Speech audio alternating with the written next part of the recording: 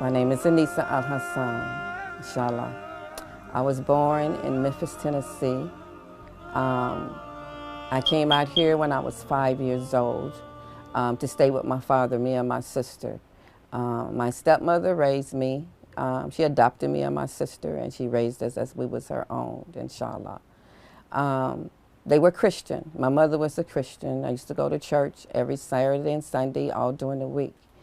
Um, My belief was straight in God as I was a young person. But I liked going to church because it was all about God and something doing right.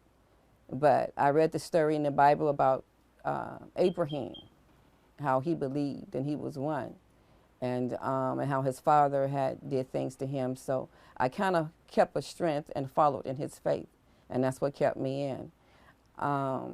Inshallah, all my family are Christians. I have maybe one cousin who's a Muslim. Um, as I converted into Islam, I met a brother who brought me into Islam when I was about 23 years old. Uh, he was a believer in Allah. He just wasn't practicing. So my first step was the Nation of Islam. And as I was going to their services classes, one day they told us we had to write a letter. And we had to write a letter to Allah in Chicago to get our names. And I'm like, if Allah is in Chicago, then I'm fixing to go to Chicago. So I left the Nation of Islam. Then I went to Sunni Islam, inshallah. We went to Sunni masjids and was uncomfortable there because they didn't treat us right.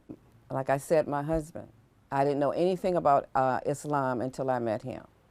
That's how I came into Islam. When I got married, he was teaching me about Allah, and I believed already because I believed in God. And when he was telling me about the things about Allah and the things that we have to do, I accepted it. And we went to the masjid, and he told me I had to cover, so I did cover. I covered just for him at that time because I was learning.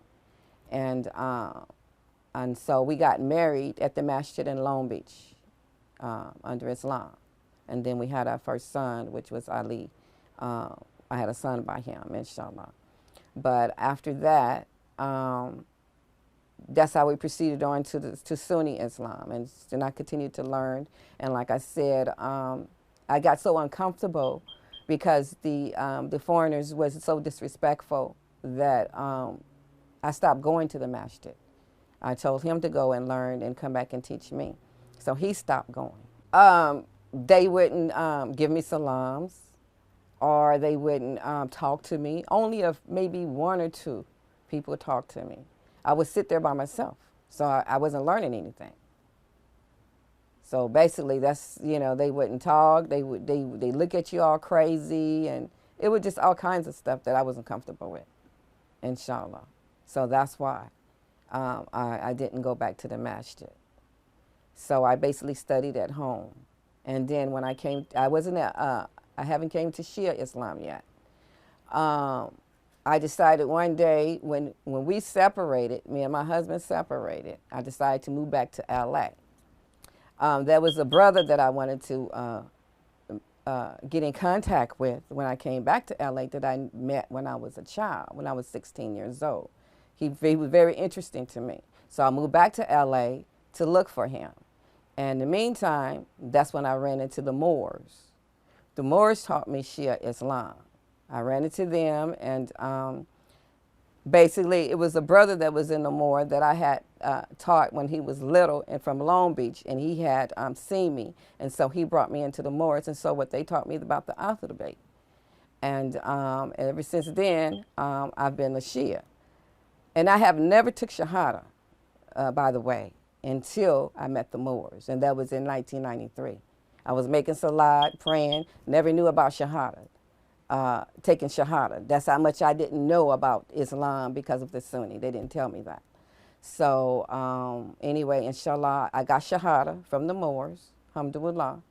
Well, it was the stories. Well, I always read the Quran anyway. Anyway, so I believed in the Quran from when my husband when he brought me into Islam. But when they taught me about the alphabet and the stories about Imam Hussein and like Islam, about the Prophet, about what he knew was going to happen to his family, and that's what turned me even more, because that's kind of relationship to our ancestors, our history, how we've been killed and hanged and our heads chopped off. I have family that was, killed in slavery. Like right now, my mother, she lives on a plantation right now in Mississippi,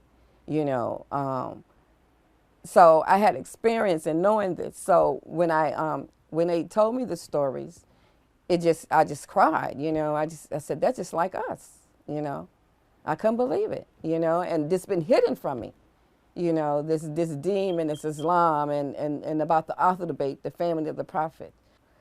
The story of Karbala, basically, because when they was talking about how Imam Hussein, when he was got ready to leave, and he was going straight there to his martyrdom. I mean, that right there. That's interesting, because who would go to some place and die? It's hard, inshallah.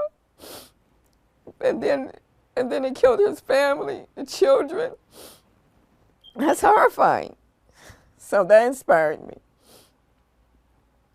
I don't know what more to say, but inshallah, what more I can say, but like I said, it reminds us of our stories, our history, of the things that happened to us in this country, and it's still happening, inshallah. So,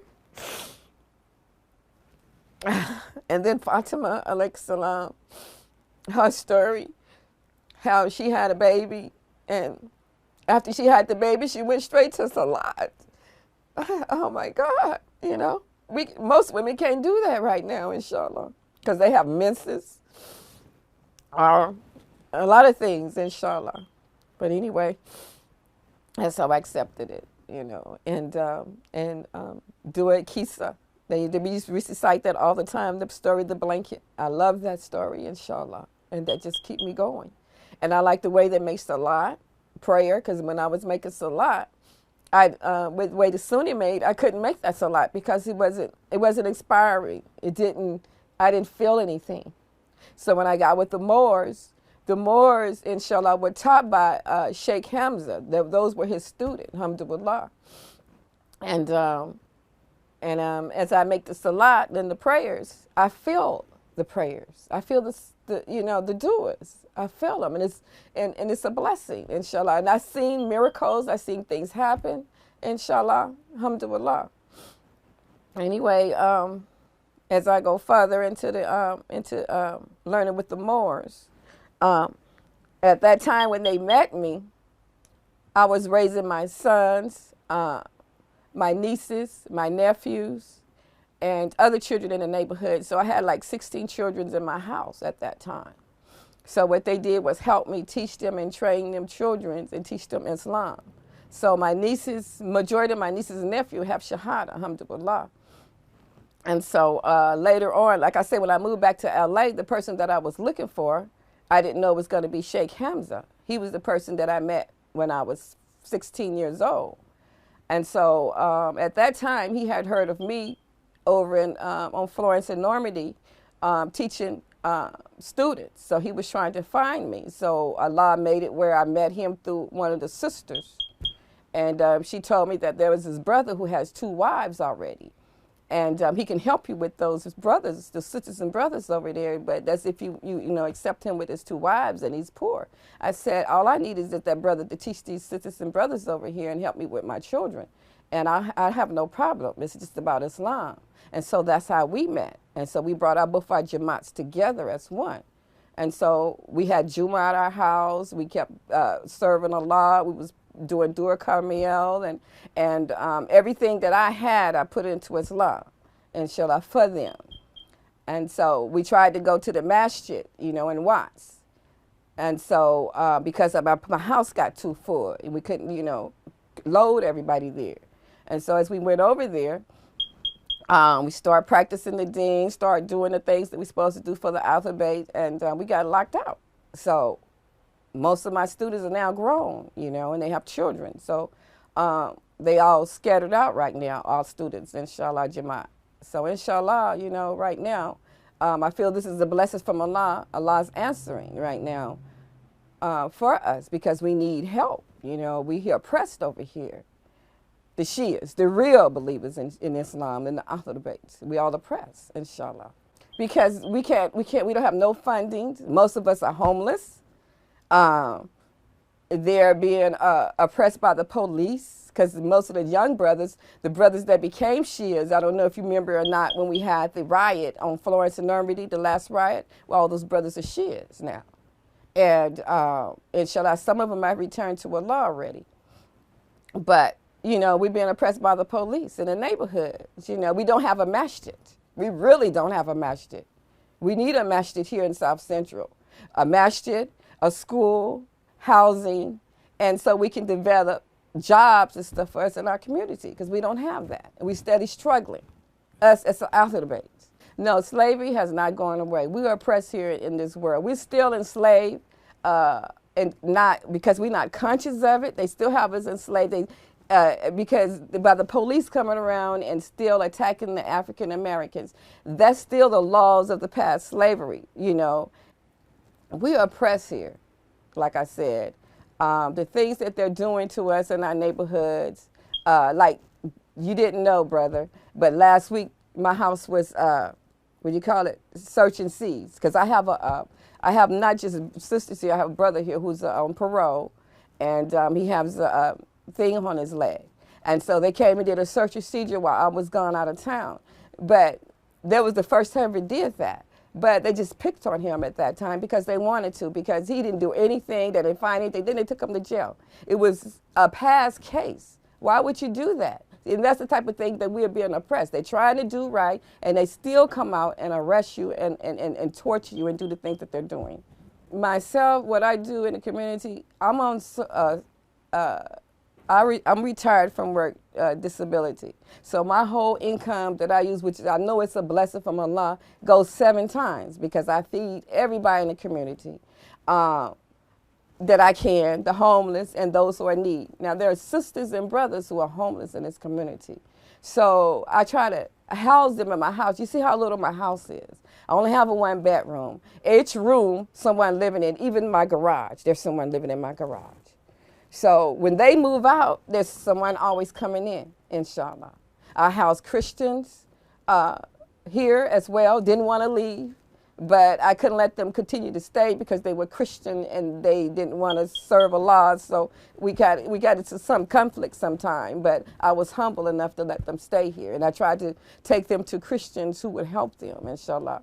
But what I do in the community, I do a lot of work. You know, I work 7 days a week for Allah. All I do is pray that I continue to do work for Allah. And like I said, we have Muslim sisters and brothers who need housing. And for a while, I didn't have a stove. You know, there was a Christian man that I met. He said, you don't have a stove? He gave me the stove just like that. Muslims knew I didn't have one. I didn't have a stove for 5 years, inshallah. But alhamdulillah, it was a blessing that this Christian man had donated the stove. I was a blessing for the cause of Allah. And I want to get to heaven, inshallah. I do not want to go to hell. You know, and I love Allah, and I love the Ahlul Bayt, and I love my people. You know, I know what they're going through. I know that they're not conscious, you know, of what's happening to them. And some Muslims not either. A lot of Muslims not conscious either. So I try to help them as well, inshallah. Those who are spending money on MASH, yes, should be spending money on the cause for us, for the oppression that we are going through, for schooling and housing for us that we need here in this country, and jobs. We need jobs, inshallah. But, you know, I love masjid. We need masjids, but we got so many already, you know. I'm talking about building one in South Central LA, but it would have a school, housing, and jobs. But all these masjids don't have that. And we need that here in our community, especially in the Shia African American community. If we get those things here with the real believers, we can help other countries that what they're going through, inshallah. Also, the coons that are being collected here in this country, that have been sent over to the other countries, we are the press here, and I believe that those coons should be given to us here in America for the Shias here in America, who are oppressed here, inshallah. We started a program, Ikhlas, in Masjid Rasul. We started a program there, inshallah, and it was for the prisoners who come out of prison. Because we don't have a place for Shia prison Muslim men and women when they come out of prison. There's no place for them to go. They have to go to a Christian facility to practice their deed, and it's hard on them. And so we started a program called Ikhlas. And so when we tried to get this program out together, eventually people who tried to stop the Ikhlas, which they did, they didn't do the things they were supposed to do, like file the taxes on it or donate money. And people stole money from the money that was donated, and it didn't get accomplished like what we were supposed to do. Sister Salima is sister that you interviewed earlier at the masjid. She gave birth to 11 children, inshallah. I took her into my home, over 15 years ago, before she had 11 children. And she had 3 girls that came into my home, and I taught her Islam, gave her Shahada, her and her daughters, inshallah. Housed them and fed them, inshallah. So now she moved on, and she accepted Shia Ahlul Bayt, inshallah. Sister Fatima, sister sitting next to me right now. I took her out of the community that she was in. Her family are drug infested, on crack, cocaine, things like that, inshallah. And her father right now is on the street. So she's staying with me now. I had her since she was 16 years old, inshallah, and taught her Islam, taught her how to pray, inshallah, and married her to my son, one of my sons, Ali, who was 14. They was married, he got married at the age of 14 to her in Anika, and they've been married for over 20 years, inshallah. So I also helped different other sisters like Shahada, who's she's a mental patient. SubhanAllah. She came in, I helped her in my home. She has 4 children, and I had her to stay here with me as well, and I fed her and taught her Islam, but she didn't accept the Ahlul Bayt, inshallah. But she does accept Islam, inshallah. Some people that I have taught couldn't accept the Ahlul Bayt, inshallah. They didn't understand. You know, their mind wasn't just conscious enough, inshallah. Inshallah, we were feeding the homeless at the masjid once a week, inshallah. And we had to stop feeding because we couldn't afford the funds anymore, because I couldn't support and Brother Mir couldn't continue to provide. And we tried to get money from the community and from, the imam, the sheikhs and stuff, but they didn't fund us for our program, inshallah. So right now, I still do community work once a month. We feed the elderly at the Metro Center, inshallah. We do that still once a month, and that's a program through Sister Wajiha, inshallah. And I also still do teaching. I teach a lot of people in the community in my house. I still, in this neighborhood, all my neighbors they're not Muslim, but they respect my Islam, and they respect us here, inshallah. This neighborhood is nothing but gang infested, but because of my prayers and du'as and my kindness to the neighborhood, it had changed a lot of people in this neighborhood. So, like I say, they respect us. Anything that happens, they come over and they let us know, or they watch my house, they watch my cars, they do all these things, and they give us the respect that we need, and that's a blessing. The homeless people that got the food, they was very grateful for getting the food that we cooked at the masjid. Matter of fact, they were always there. Sometimes they'll come there on Thursday. We're not there, asking where the food is, because they love the food, they love the cooking, because people in the neighborhood, they tell us that we thank you guys for doing this, because everybody's not doing that in the neighborhood, and they're grateful and they love the food that we give them, inshallah. So like I say, they come over, and when we feed them, they come over and take out the trash. They come over and help. If we need any help over there, they come and help. And they give us salams. I could walk down the street and a homeless person would say, Assalamu alaikum. Alhamdulillah. that's a blessing. You know, and he'd be down on his knees or whatever, and he'll look up and say, Sister, Salam Alaikum. And it'll shock me. I was like, Alhamdulillah. You know, that's a blessing. You know, so I know our work is being in vain, but the thing is, we just don't have the money. We need funds. You know, and we can't get funds because nobody's not giving it to us, even in our own community, because they don't want us to flourish and proceed in what we're really supposed to do for Islam. So we got people stopping us, tyrants, you know, inshallah. So if you can help us, we appreciate it, inshallah.